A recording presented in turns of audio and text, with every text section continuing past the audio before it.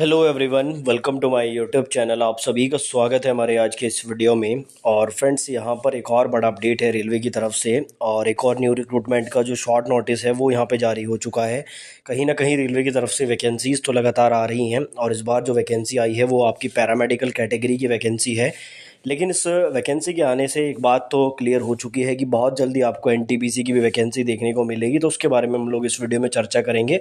साथ ही paramedical category में qualification क्या रहती है, क्या 12th पास कैंडिडेट यहाँ पे अप्लाई कर सकते हैं, वो भी इस वीडियो में हम देखने वाले हैं। तो इस छोटे से वीडियो को एंड तक जरूर देखें आप लोग, और चैनल पर अगर नए हो तो चैनल को सब्सक्राइब कर लीजिए। साथ ही मैं आपको बता दूंगा, अगर आप रेलवे के किसी भी एग्जाम की तैयारी कर रहे हैं तो आप किरण पब्लिकेशन की इस बुक का यूज़ कर सकते हैं मैथमेटिक्स को प्रिपेयर करने के लिए, क्योंकि यहाँ पर सभी एग्जाम्स के प्रीवियस ईयर चैप्टर वाइज और टॉपिक वाइज आपको देखने को मिल जाते हैं। सेम बुक आपको रीजनिंग के लिए भी देखने को मिलती है, तो मैथमेटिक्स और रीजनिंग की तैयारी यहाँ से आप बहुत बेहतर कर सकते हैं। वहीं जीके के लिए अगर बात करें तो 27,000 प्लस फैक्ट्स का सार संग्रह ये जीके के लिए है, इसको भी आप लोग यूज़ कर सकते हैं। और इसके साथ ही आप लोग एनसीईआरटी बेस्ड वन लाइनर सामान्य ज्ञान का यूज़ कर सकते हो। यहाँ पर साइंस और जीके पूरा कवर किया गया है। इन सभी बुक्स को आप इजीली मार्केट से भी परचेज कर सकते हैं, या फिर डायरेक्ट लिंक में डिस्क्रिप्शन में आपको दे दूंगा।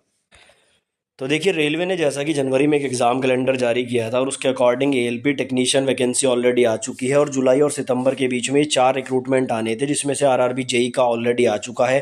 पैरामेडिकल कैटेगरी का भी आपका अगस्त में ही आ चुका है। अब बचता है यहाँ पर एनटीपीसी के 12th लेवल और एनटीपीसी ग्रेजुएट लेवल की वैकेंसी। जैसे पैरामेडिकल और आरआरबी जेई की वैकेंसी बिल्कुल समय पर आई है, तो आप लोग कह सकते हैं कि एनटीपीसी का नोटिफिकेशन भी आपको अगस्त महीने के अंदर ही देखने को मिल सकता है। और ये मैंने आपको पहले भी बताया है कि मिड अगस्त तक आपके एनटीपीसी के शॉर्ट नोटिस या फिर डिटेल नोटिफिकेशन देखने को मिल जाएगा। इसलिए अगर आप एनटीपीसी की तैयारी कर रहे हैं तो थोड़ा सा आपको कमर अपनी कसनी होगी।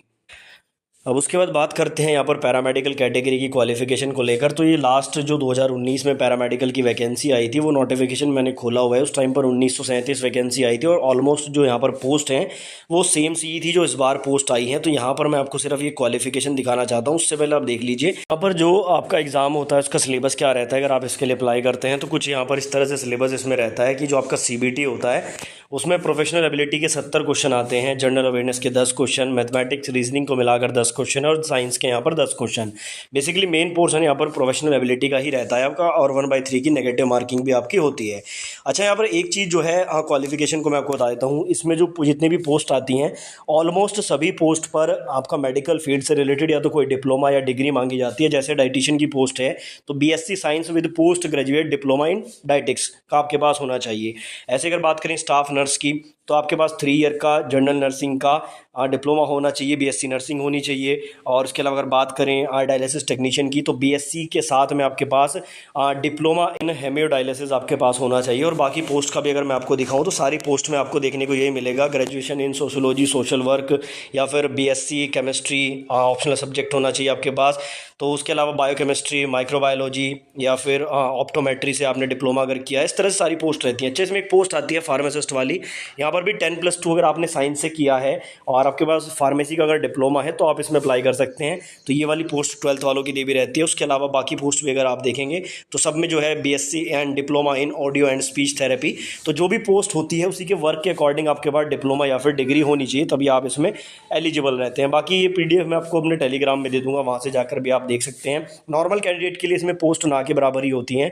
अगर किसी ने आईटीआई डिप्लोमा या नॉर्मल किया है, 12th किया है, तो उनके लिए पोस्ट ना के बराबर ही होती है। लेकिन यहाँ से चलो एक चीज़ क्लियर हो जाती है कि टाइम पर ये पैरामेडिकल की वैकेंसी भी आ गई है, तो एनटीपीसी की वैकेंसी भी आपकी बहुत जल्द आने की उम्मीद है। इसलिए आप लोग उसकी प्रिपरेशन में लग जाइए।